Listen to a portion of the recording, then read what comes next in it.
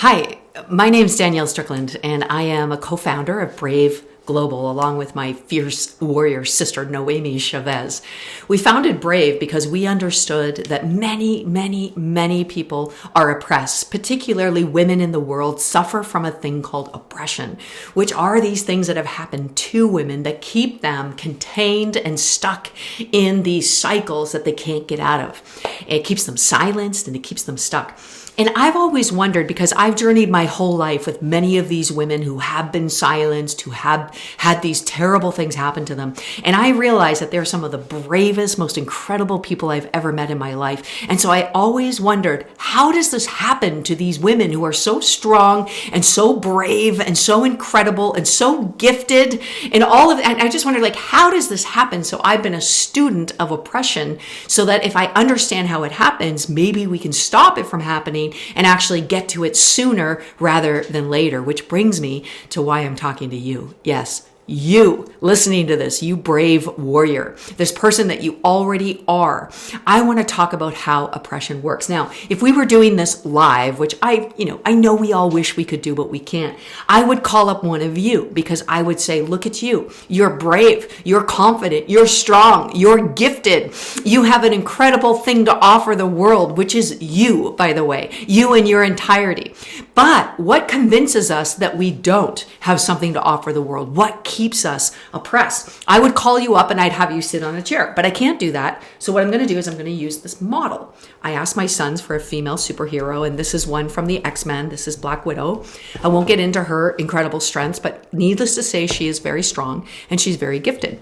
This is how oppression works, by the way. Taking our true self, who it is that we really are. What oppression does, I'm going to share with you real stories. I'm going to tell you about my friend. I'm going to call her Lisa.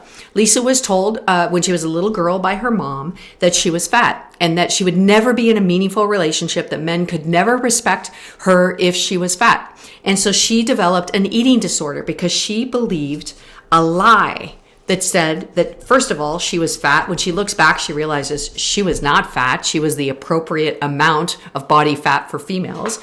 But also the lie that she would never be in a good relationship, or that boys or men or whoever it was would never love her. And that lie covered her own personal strengths. It covered her up. She didn't change. She's still the brave, amazing, incredible, courageous person she always was, except that now she's been covered by a lie. Let me tell you about me. When I was 10 years old, I was sexually abused by a relative in my family.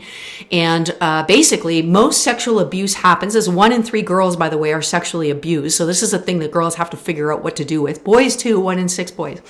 But this is something we have to figure out what to do with, because what happens with sexual abuse is usually when somebody touches you inappropriately or in a way that you're not comfortable with, but also it can also be pleasurable. So it's this real mix of things. It's like pleasure mixed with pain, mixed with shame, mixed with guilt. And oftentimes the abuser will make you feel like it's your fault, like you did something or you acted inappropriately or you liked it or whatever it is. So it really messes you up. And it's just this thing called abuse, in particular for women, especially 1 in 3, sexual abuse. And sexual abuse will actually cover you with a thing called shame. That's another thing that happens to so many women that oppresses them, is sexual abuse. Or I can tell you about Tanis, my friend Tanis, who just is a brave ambassador. She went to heaven in December. I miss her dearly. You would have loved her. She's been at most Braves that have happened around the world. If we could make it happen, she gets there. But Tanis is a Cree Nation, incredible, strong, indigenous woman warrior. And she was taken from her reservation and adopted into a white family. And she grew up in a white community, and it was really racist. She dealt with racism her whole life. And even as a little girl, she told me that, the more often than not, she heard every day of her life going to public school, she heard that she was a dirty Indian, a racist slur to make her feel bad about the color of her skin. This happens so much to so many people who have beautiful, backgrounds and cultures. It's a thing called racism. Now, Tanis told me that when she was a little girl, about 9 years old, she had watched her mother do the laundry. When she was putting whites in the laundry, she added bleach to make them whiter. And racism so affected the inside of little Tanis that she used to add bleach to her bath every time she'd take a bath to try to make her skin whiter. That kind of racism covered her up with shame and fear and self-loathing. And do you see now what's happening?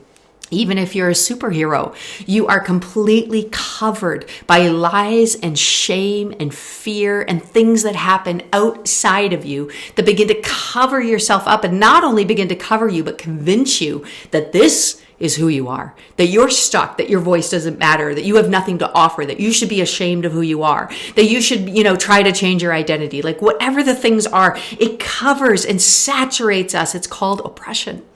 But this is the deal. With some bravery, even now when this start things begin happening to you, if we can communicate to each other and be brave with each other, I'm going to tell you the kind of bravery that's needed to undo this oppression. So you don't have to live pretending you're somebody else. You don't have to live all constricted. You don't have to live without a voice or without the strength that you need to help even more and more and more girls be brave together. Here's what happens. You confront it. You identify it. Oh, why do I feel bad about the color of my skin? You start to identify those racist thoughts, those things people said to you that are not okay. You begin to replace those lies and the fear with truth and with bravery. You confront those things, and then you remove those things from your life. Oftentimes you're going to need help for this, by the way, which is why we're doing this together. For being brave is not a solo act. It's a community that is brave together. So we can also do this for one another. Now, the shame, sexual abuse. This is a really big one. See, sexual abuse, you have to identify, and it's really hard because the first thing that sexual abuse does is it takes away your voice. You're silent about it. And your silence makes you complicit, or at least makes you feel like you're complicit. But actually, speaking up is the bravest thing you can do when you are sexually abused, or even just moving in that direction. When someone's making you feel uncomfortable about your body, or even emotionally abusing you, or even just any kind of sexual advances that are not welcome, all of those things. Speak up. Call the hotline. Tell a friend. Get some help. If you have been sexually abused, listen to me. Get some help. Find a counselor. Call the helpline. Say, I need to undo this oppression. And it's going to be brave to do it because you're going to be afraid and it's going to be really hard. But to do that, to be brave like that, is not only going to help you, but it's also going to help so many other people. And listen, those lies that you believed, if not from people in your family or people around you, at least even from our culture, that tells us all the time that we're not pretty enough, or not strong enough, or not brave enough, or not shaped right enough, or not whatever, fill in the blank, not pretty enough. On and on these lies go. So to be brave is to identify those lies, and then to confront them and say, is that true? Are all the most amazing people that change the earth, are they perfectly shaped? I can tell you right now the answer is no. They're shaped exactly the way they're supposed to be shaped for their body. They're beautiful as they are. They know who they are, and they're brave enough to take these things off of their life. And not just by themselves, but together. And this is what the most amazing thing is that happens. This person, you, before all this oppression, you're still the same beautiful person you always were. Gifted, strong, wise, with all of these incredible things to offer the world. You're still that person. You've just uncovered who it is that you really always were created to be.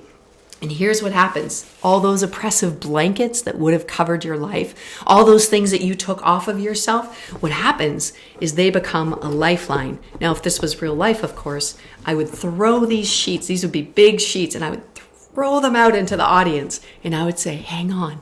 Hang on. Who needs to hang on? Who needs to undo the oppression in their own life? Hang on. And we would pull together. We would pull you up so that you could participate by being brave. See, the braver, even all the things that were against you, if you throw them off, if you identify them, and then you can use even those things like I shared about today as a lifeline to help other people be brave. We can be brave together. That's why we started Brave Global. Because you're already brave, and we want to help you be brave together. All right, be the person you were always created to be. Let's throw off oppression now before it gets any worse. And let's spread the good news that together we can be who we were always created to be. Brave.